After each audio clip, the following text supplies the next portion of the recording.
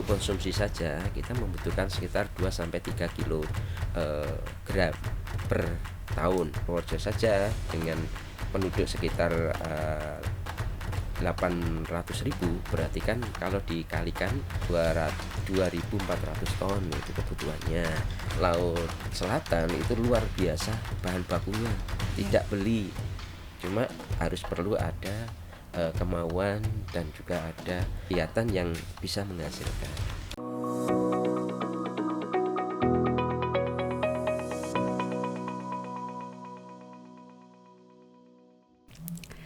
Halo sahabat perikanan, welcome back to podcast Perikanan UGM. Bersama saya Laila, hari ini kita kedatangan tamu yang sangat spesial, yakni Bapak Toto Erwanto SPI.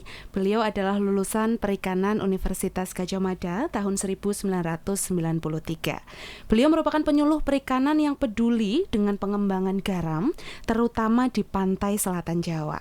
Saat ini, beliau merupakan pembina koperasi produksi garam Pandawa 5 Purworejo. Oke, tema podcast kita hari ini adalah dari tambak ke pasar, perjuangan dan harapan petani tambak garam, serta peran akademisi dalam inovasi industri. Baik, Bapak Toto, silakan untuk menyapa sahabat perikanan yang ada di sana. Halo sahabat perikanan, perkenalkan saya Toto Erwanto. Saya alumni tahun 1993. Di sini saya sebagai pembina dari koperasi garam Pandawa 5 Jaya Purworejo, siap untuk memberikan hal-hal yang bisa kita sampaikan ke rekan-rekan pemirsa. Oke, baik sahabat perikanan, kini saya akan mencoba untuk menjelaskan atau menyampaikan secara singkat CV singkat dari Bapak Toto Erwanto SPI. Bapak Toto lahir di Surabaya tanggal 2 Agustus 1968 dan benar beliau adalah lulusan dari jurusan Perikanan Fakultas Pertanian Universitas Gadjah Mada. Pekerjaan beliau pernah menjadi TS obat udang dan ikan, kemudian pernah menjadi supervisor tambak udang, pernah menjadi manajer di CV di SS Klaten, kemudian menjadi tenaga pengajar di SMA Perikanan. Dari tahun 2016 sampai dengan sekarang, Bapak Toto merupakan PNS fungsional penyuluh perikanan BRS DMKP KKP dengan penugasan di Kabupaten Purworejo.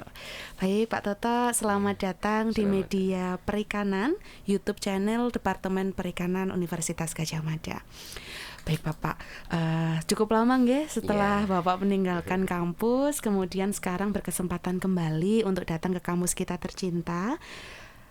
Kemudian gini, apa pendapat Bapak terkait dengan fasilitas, kemudian penelitian dan inovasi teknologi yang dihasilkan oleh Departemen Perikanan UGM, terutama kaitannya dengan pengembangan industri garam di mata Bapak? Terima kasih. Selama ini dari teman-teman dari Fakultas Pertanian jurusan Perikanan ini berkaitan dengan garam sangat-sangat luar biasa partisipasinya, terutama sudah ada gugus garam yang kami selalu berkoordinasi mulai dari awal kita pengembangan garam tahun 2019-2020 sampai sekarang pun kami masih menjalin hubungan dalam kaitannya dengan peningkatan baik itu dalam segi kualitas maupun dalam segi kuantitas. Dan juga karena kita juga utamanya adalah pembinaan masyarakat, di mana masyarakat yang sebelumnya ini sama sekali belum tahu masalah garam.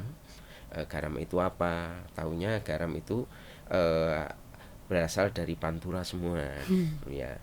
Sehingga dengan adanya suatu teknologi yang ini mungkin diperkenalkan oleh Kementerian Kelautan Perikanan bahwa pantai selatan itu bisa menghasilkan garam. Dan ternyata setelah kita coba memperkenalkan, dan memang hasilnya sangat luar biasa. Kemudian kita juga koordinasi dengan teman-teman dari sini yang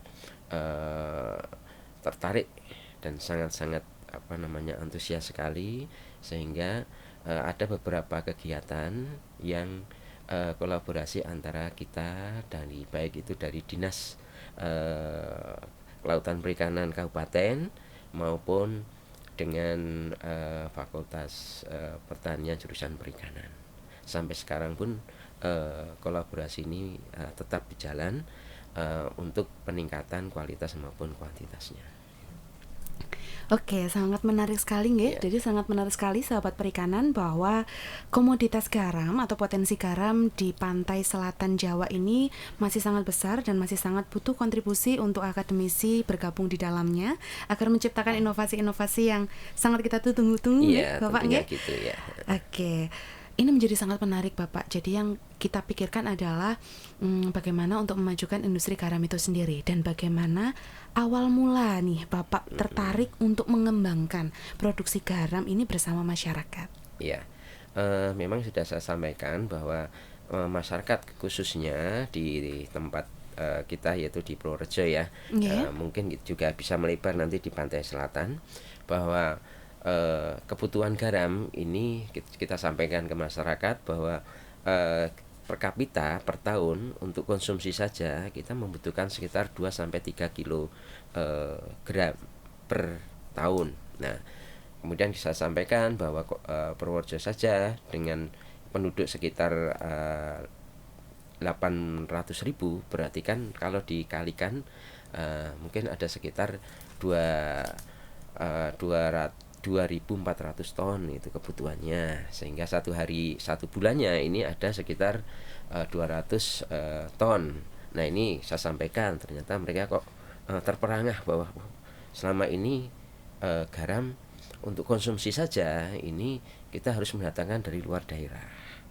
Saya sampaikan juga, nah itu yang di pantai selatan itu, yang di laut selatan itu luar biasa bahan bakunya.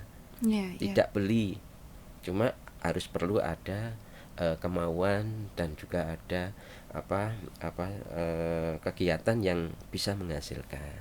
Nah, ternyata kita coba di sana dan hasilnya sungguh-sungguh luar biasa, dan kemudian kita analisis juga di lab juga, ternyata NaCl-nya juga kondisinya juga putih bersih. Beda dengan dari pantai utara. Oke. Itu untuk baru untuk konsumsi, belum untuk industri. Nah, industri jauh lebih banyak lagi kebutuhannya gitu. Sangat menarik sekali nih Bapak. Ternyata potensi garam di pantai selatan selain kualitasnya juga bagus, ternyata setelah kita kembangkan juga mampu nggih untuk bersaing di pasar Indonesia khususnya nggih. Kemudian Bapak, kalau kita menilik terkait dengan produksi garam di Indonesia yang kebutuhannya sangat besar, kemudian bagaimana Bapak menurut Pak Toto sendiri kondisi kesejahteraan dan kondisi petambak garam saat ini dari segi produksinya dan segi kesejahteraannya itu? Kalau melihat kondisi petani garam secara keseluruhan ya, baik itu terutama pantai utara, karena pantai utara sudah lama sekali.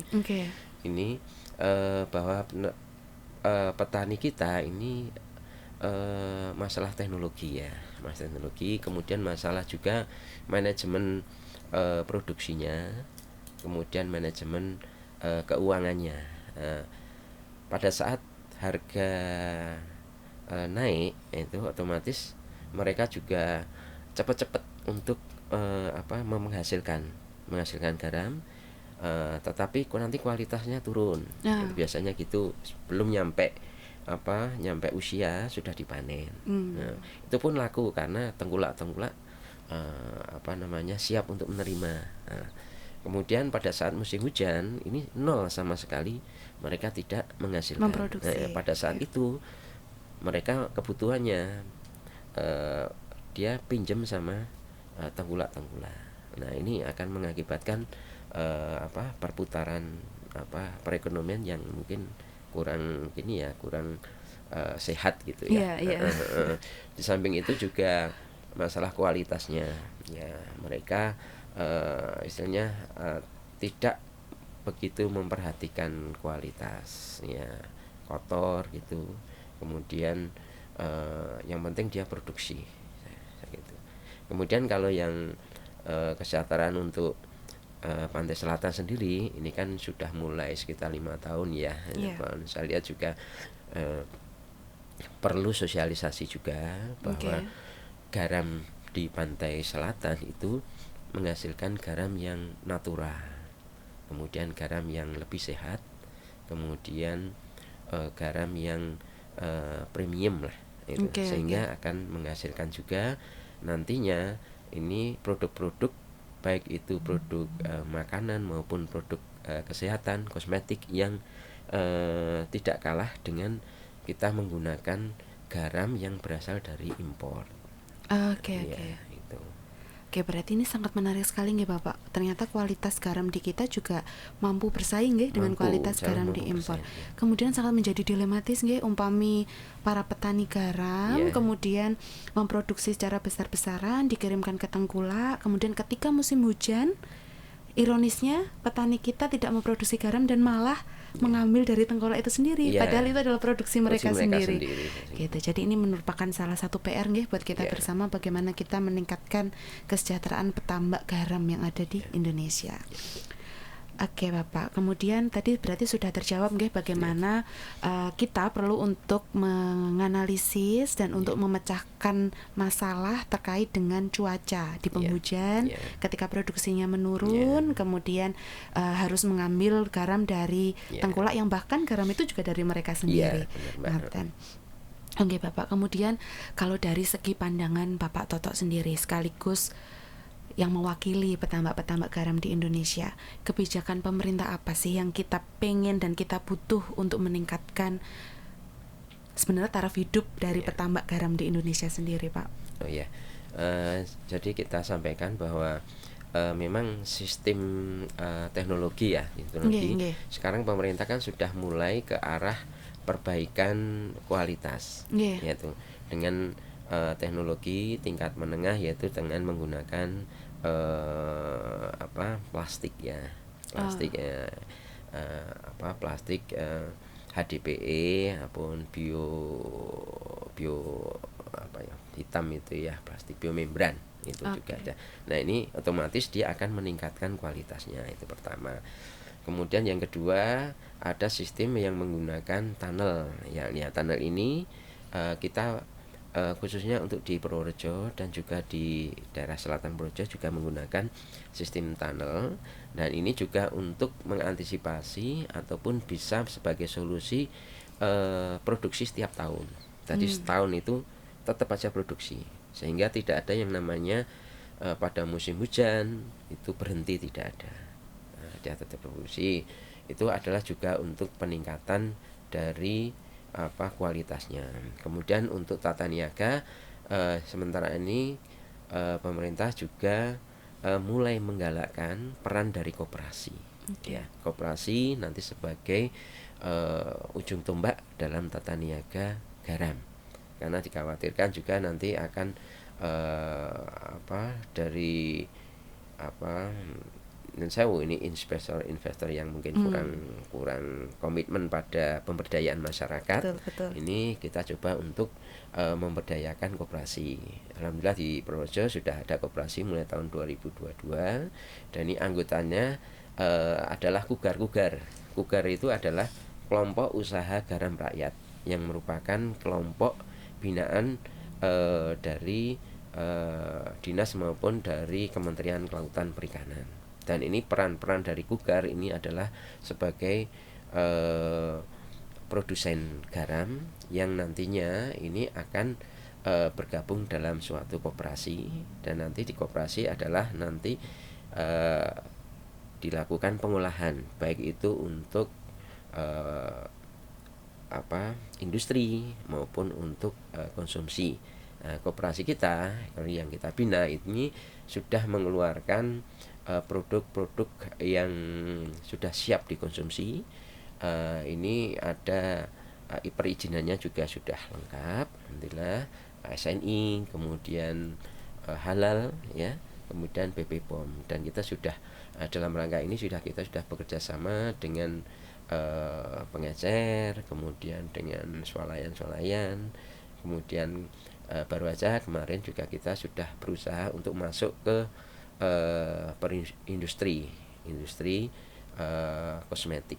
Kita coba ke sana, otomatis ini nanti akan memerlukan garam dengan kualitas grade kosmetik, yang ini tentunya juga ikut harus ada harus campur tangan dari khususnya dari pemerintah, juga mungkin akademisi untuk meningkatkan kualitas sehingga setara dengan garam-garam yang sementara ini mereka mengimpor 100% dari luar. Nah, ini dengan adanya kebijakan pemerintah yang mulai tahun 2025 ini impor garam di stop, sehingga ini merupakan suatu tantangan bagi kita semua, bagi pemerintah sendiri sebagai stakeholdernya, kemudian para akademisi ya otomatis, kemudian juga masyarakat semua yang bergerak dalam bidang pergaraman. Iya.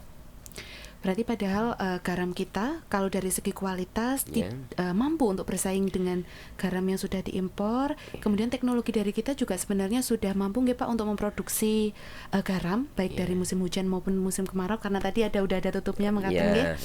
Kemudian untuk pemasarannya ini Pak yang jadi pertanyaan saya. Tadi sudah dibilang kalau ternyata Pugar dan koperasi turut bergabung untuk kontribusinya dalam pengelolaan, pengecekan kualitas, kemudian pemasaran. Untuk pemasaran sendiri ini Pak, garam yang ada di Purworejo khususnya saat ini sudah dipasarkan, skalanya masih di skala seperti apa? Di daerah kah atau sudah mulai masuk ke pasar luar Jawa, Makaten? Jadi pemasaran ini utamanya adalah masih dalam lokal masih lokal, walaupun juga ada teman-teman yang mencoba untuk menerobos ke online. Kemudian juga di tempat kita kan ada inovasi juga ini Mbak. Jadi ada yang namanya terapi garam. Terapi garam. Seperti apa itu Pak? Mungkin nanti di YouTube itu ada ya. Terapi garam Purworejo atau terapi garam Pantai Cedis Purworejo. Itu sudah banyak channel ya situ. Alhamdulillah kemarin juga ada lomba Kreanova, kita juga juara untuk lomba Kreanova, sehingga ini merupakan saya bilang satu-satunya di Indonesia. Menarik. Jadi alhamdulillah di sana bisa mengurangi penyakit kronis, kemudian penyakit gejala-gejala stroke, asma, dan ini sudah banyak karena YouTube ini kan sifatnya mendunia ya, jadi bahkan ada yang dari Gorontalo masuk situ, kemudian kita juga nyebarkan ini garamnya hasilnya dibawa ke sana, kemudian ada yang dari Sumatera juga. Nah, ini merupakan salah satu bagian dari nilai tambah dari garam yang kita buat. Ternyata kok ruangan tunnel itu bisa dipakai untuk penyembuhan ya, untuk pengurangan gejala-gejala, ada yang mah, kemudian banyak sekali yang di sana. Nah, ini juga merupakan hal ini mungkin bisa dikembangkan dari akademi dari adik-adik, nanti bisa dan kebetulan mungkin tahun kemarin ada dari UGM sini juga banyak yang sudah ke sana, dan ini masih banyak lagi hal yang perlu dikembangkan. Terima kasih Bapak. Ini insight yang sangat baru sekali, khususnya bagi saya, mungkin juga dari sahabat-sahabat perikanan yang ada di luar sana, di mana ternyata nih garam selain untuk menyedapkan makanan, tentu saja, ternyata juga bisa untuk kosmetik. Kemudian ada insight baru lagi, ternyata garam ini bisa digunakan untuk terapi kesehatan. Lah di sini akan menjawab, tentunya akademisi akan menjawab tantangan-tantangan terkait apakah ini benar, yang pertama Bapak, kemudian pengujiannya, kemudian bagaimana ini bisa diterapkan lebih lanjut, dan pengujian terkait apakah benar ini dapat meningkatkan kesehatan kita. Begitu nggih Pak Pak nggih. Iya. Oke, berarti di sini sangat terbuka peluang untuk akademisi-akademisi di luar sana, sahabat-sahabat perikanan khususnya karena garam adalah salah satu kekayaan kita. Iya. Kita harus memanfaatkannya dan kita harus menelitinya lebih lanjut tentunya. Dan alhamdulillahnya UGM sudah ada beberapa kontribusi dan inovasi bersama Bapak nggih tentunya terkait dengan garam yang ada di Purworejo. Begitu Bapak. Kemudian tadi sudah menjawab terkait dengan teknologi dan inovasi. Yang ingin saya tanyakan lagi adalah menurut Bapak, bagaimana pandangan Bapak, bagaimana kontribusi yang sudah Bapak bangun serta riset yang sudah terjalin dan kerjasama yang sudah terjalin dengan Universitas Gadjah Mada khususnya di departemen kita ini Pak. Terima kasih. Memang sangat-sangat luar biasa ini kolaborasi kita dengan dari pihak jurusan perikanan UGM. Salah satunya adalah peningkatan produksi dalam hal peningkatan fungsi dari tunnel kemarin tahun kemarin. Kemudian juga masalah sosial yang berhubungan dengan petani garam. Kemudian master plan juga ini tahun ini juga ada master plan di suatu lokasi yang mana ini nanti kemungkinan akan dikembangkan industri garam di situ. Kemudian yang mungkin yang kita harapkan adalah nantinya pengembangan terhadap produk turunan dari garam, Mbak. Karena turunan dari garam itu sangat-sangat luar biasa. Salah satunya adalah ada yang namanya magnesium klorida. MgCl ini adalah bahan-bahan yang kita 100% impor dari China itu. Nah itu bahkan ini juga bisa dihasilkan dari limbah. Sebenarnya bukan limbah, garam itu adalah suatu kegiatan perikanan yang tanpa ada limbah sama sekali. Itu. Sehingga zero waste itu istilahnya orang-orang itu kayak gitu. Dan ini sangat-sangat mungkin dikembangkan di khususnya adalah pantai selatan kita, itu daerah pasir. Ini justru akan menghasilkan produk yang bagus, apalagi ini langsung dari air dari samudera. Iya, dengan situ ada celukan, ada palung itu terkumpulnya akumulasi mineral dari mana aja ke situ. Ini mungkin ini akan menyebabkan bahwa garam yang di pantai selatan ini kualitasnya itu lebih daripada pantai utara. Cuma nanti sosialisasinya ini kita coba harapkan dari teman-teman semua bisa. Oke, jadi masih banyak sekali sebenarnya tantangan yang harus kita hadapi nggih Bapak terkait dengan kemajuan garam yang ada di Indonesia khususnya. Berarti untuk yang di departemen kita, di departemen perikanan dengan Bapak sendiri kolaborasi yang sudah dilaksanakan tunnel tadi? Tunnel, kemudian masalah kita kan karena kita masih UMK kolaborasi sehingga masalah analisis. Analisis tadi pada analisis air, kemudian kandungan NaCl ini kami masih sangat belum bisa tapi kita coba untuk bisa itu tadi kolaborasi sama-sama bangun pergaraman di Indonesia khususnya. Oke, jadi harapan saya pribadi dan harapan kita semua tentunya Bapak juga bahwa kolaborasinya antara Departemen Perikanan dengan Bapak dan petani garam yang ada di Purworejo akan menghasilkan garam yang lebih bagus, kemudian produksi yang lebih tinggi, serta beberapa inovasi yang juga diperlukan untuk peningkatan produksi. Begitu. Kemudian Bapak, yang saya tanyakan ini, untuk masa depan industri garam di Indonesia yang tentunya kita membutuhkan inovasi juga, kemudian ingin lebih maju juga, apa yang Bapak harapkan untuk kemajuan industri garam nantinya? Kalau kemajuan ya jelas karena ini khususnya kita untuk lebih memberdayakan masyarakat pesisir khususnya di pantai selatan kita bicara pantai selatan dulu karena yang namanya pantai utara itu sudah ratusan tahun mungkin mereka sudah berkecimpung dalam pergaraman. Karena pantai selatan itu masih mungkin belum hanya 10 tahun. Nah ini tentunya kemajuan nanti hubungannya dengan peningkatan kualitasnya, kemudian masalah pengolahan, jadi keanekaragaman turunan-turunan terutama, karena justru turunan-turunan dari garam ini yang malah ini memiliki malah justru nilai memiliki yang lebih nilai tinggi. tambah yang Oke. sangat tinggi. Iya, iya. Seperti kita ketahui bahwa garam sendiri harganya kan murah, tapi Iya. setelah dilakukan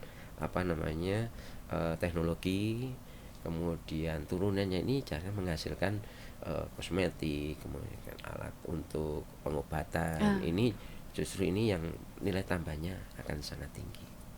Malah produk turunan dari garam itu sendiri yang kadang yang bahkan nilainya lebih tinggi dari daripada garam secara utuh. Ya, begitu karena nggak, garam Bapak? yang biasa masyarakat ketahui adalah hanya untuk konsumsi.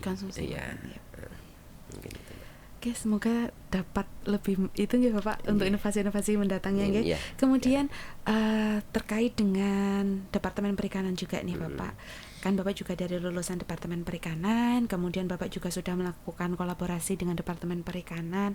Menurut Bapak ini sendiri secara pribadi, bagaimana kualitas dari lulusan Departemen Perikanan? Apakah sudah bisa untuk terjun langsung ke pekerjaan begitu Bapak? Oh ya, mungkin sistem yang kami alami dulu lain dengan sekarang. Betul. Karena untuk sekarang ini jauh lebih lebih ke arah praktisnya itu. Betul, ya betul. Ini diperlukan, dan ini juga kita alami juga bahwa bukan hanya dari dari UGM saja yang khususnya ke garam ya. Betul, jadi mereka praktek di sana. Yang kita harapkan juga adik-adik juga, kita juga walaupun bukan cuma untuk garam saja ya, mungkin perikanan itu kan luas sekali ya. Betul. Dan selain menimba ilmu di di kampus, juga mungkin diperlukan magang-magang secara mandiri.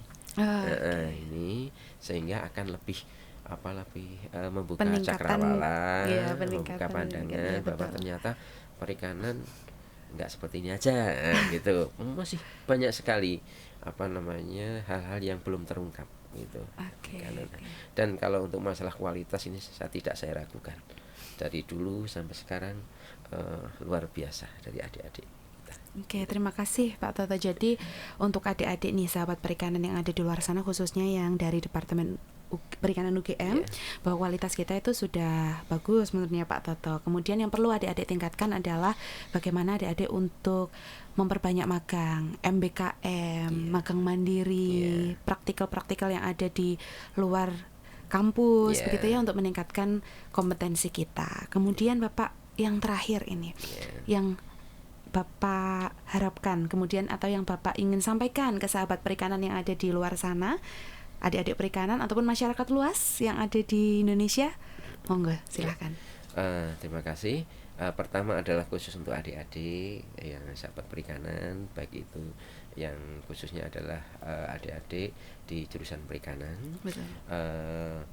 Tadi sudah sampaikan bahwa perikanan dalam arti luas ya. Jadi bukan hanya perikanan memelihara, kemudian mengolah itu, tapi banyak sekali hal-hal yang tersembunyi di dalamnya.